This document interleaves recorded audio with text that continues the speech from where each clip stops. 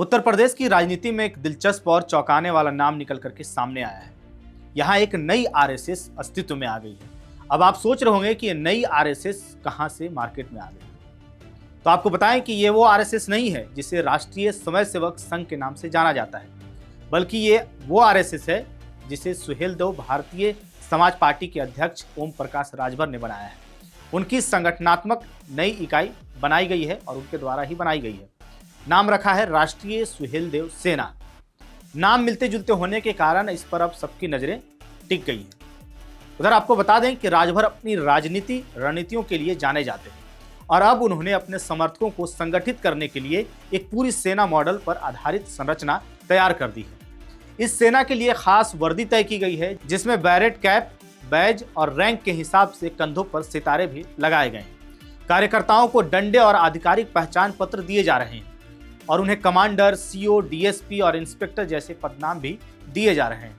राजभर ने अपने कार्यकर्ताओं को यह भी समझाया है कि सैनिकों की तरह इस संगठन में भर्ती कैसे होगी और किस तरह से उनकी जिम्मेदारियां तय होंगी। वहीं ओम प्रकाश राजभर का दावा है कि यह नई सेना सामाजिक कामों के लिए तैयार की जा रही है। उनका कहना है कि यह संगठन युवाओं को रोजगार से जोड़ने, सरकारी नौकरियों के अवसर बताने और उन्हें मार्गदर्शन देने का काम करेगा।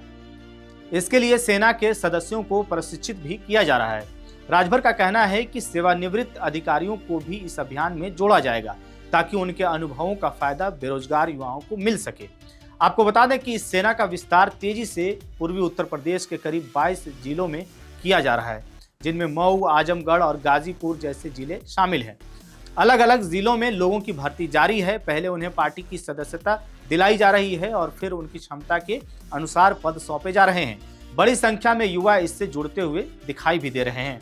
राजनीतिक स्तर पर इस कदम को एक बड़े संदेश के रूप में देखा जा रहा है। माना जा रहा है कि राजभर 2026 के पंचायत चुनाव और 2027 के विधानसभा चुनाव से पहले अपनी और अपनी पार्टी की स्थिति मजबूत करना चाहते हैं।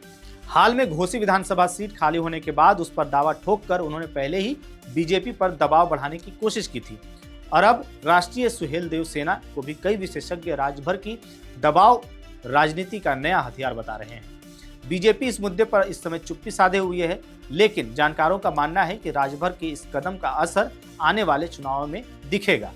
वहीं राजभर की यह रणनीति इसलिए भी चर्चा में है क्योंकि यह काफी हद तक कांशीराम की राजनीतिक शैली की याद भी दिलाती है। जिस तरह से कांशीराम ने BS4 बना करके बहुजन समाज पार्टी का जनाधार दूर दूर तक बढ़ाया था, वैसे ही राजभर भी एक संगठित फोर्स खड़ी करके अपने वोट बैंक को मजबूत करने की कोशिश में है। राजनीतिक हलकों में यह माना जा रहा है कि इस नई सेना के जरिए राजभर न सिर्फ अपनी पकड़ मजबूत करना चाहते हैं, बल्कि भाजपा के साथ होने वाली भविष्य की बातचीत में भी अपना पलड़ा भारी रखना चाहते हैं। इस खबर को लेकर के आपकी क्या राय है? आप क्या सोचते हैं? नई सेना को लेकर के क्या सोचते हैं? ओम प्रकाश राजभर को लेकर के आप क्या सोचते हैं? कमेंट बॉक्स में जरूर बताइएगा। मेरा नाम है जानिसार खान, आप देख रहे हैं द हिंदी टॉप। वीडियो अच्छी लगे तो चैनल को सब्सक्राइब करिएगा और हमें इंस्टा, फेसबुक और एक्स पर भी फॉलो कीजिएगा।